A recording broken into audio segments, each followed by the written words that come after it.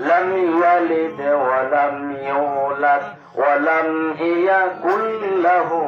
كفوا أحد আসরের নামাজের সময় পড়তেছে কুল হুয়াল্লাহু আহাদ মাগরিবের নামাজের সময় সাহাবী পড়তেছে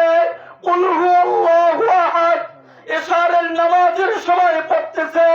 কুল হুয়াল্লাহু আহাদ ইশারে পড়তেছে কুল হুয়াল্লাহু আহাদ মাগরিবে পড়তেছে কুল হুয়াল্লাহু আহাদ যোহরের সময় পড়তেছে কুল হুয়াল্লাহু আহাদ ফজরের সময় পড়তেছে কুল হুয়াল্লাহু আহাদ বারবার প্রতি ওয়াক্তে নামাজে সূরা কুল হুয়াল্লাহ পড়তেছে একজন আরেকজনের কানের ভিতরে ফুসফুস কিরে ভাই নবীজি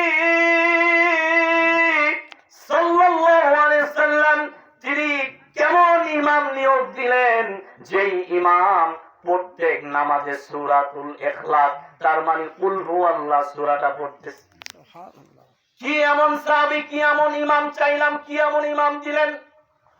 যদি আপনাদের এলাকায় নয় পৃথিবীর বর্তমান পৃথিবীতে কোন ইমাম যদি সূরাতুল ইখলাসটা যদি প্রতিদিন মাগরিবের সময় পড়ে তাহলে অনেক মুসল্লিরা অভিযোগ দেয় একটা সূরা প্রতিদিন শুনতে আর ভালো লাগে না এরকম কয় কি কয় বলে আবার অনেক মুসল্লিরা কয় হুজুরের সূরা ইখলাসই মনে হয় পারে আর কোন সূরা পারে না সূরাতুল ইখলাসই মনে হয় পারে আর কোন সূরা পারে না আছে না নাই এখানে যদি সূরাতুল ইখলাস যদি কোন ইমাম যদি বারবার পড়ে ইমামের চাকরি থাকবে না যাবে আপনারাই বলেন যাবে না যদি কোন ইমাম সাহেব যদি সূরাতুল ইখলাস দিয়ে নামাজ পড়ে থাকবে না যাবে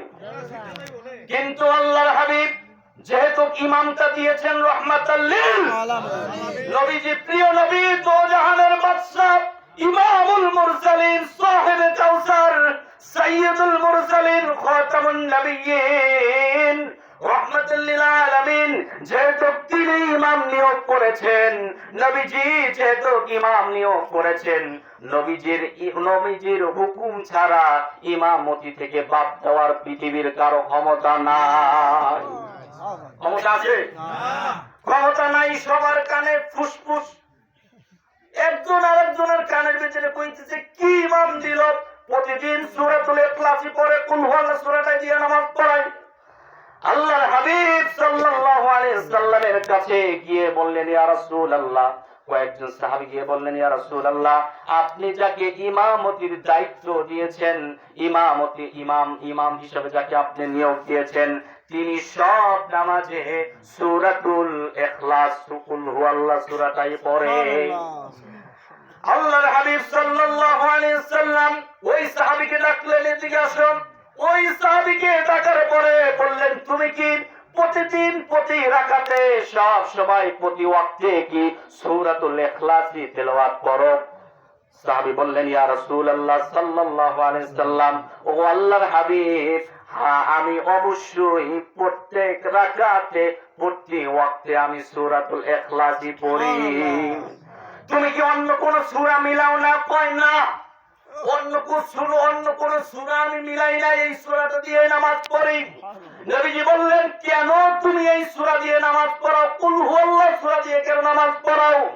আল্লাহর হাবিবকে ওই সাহাবী জবাব দিলেন ইয়া রাসূলুল্লাহ যেই দিন থেকে আপনার জবান মোবারক থেকে একথা শুনেছি যে এই সূরার ভিতরে আল্লাহর পরিচয় আছে আমি তাকিয়ে দেখলাম পুরা সূরার ভিতরে আল্লাহর তাওহীদের কথা লেখা আছে আল্লাহর পুরা পরিচয়টা পাই আমি আল্লাহকে ভালোবাসি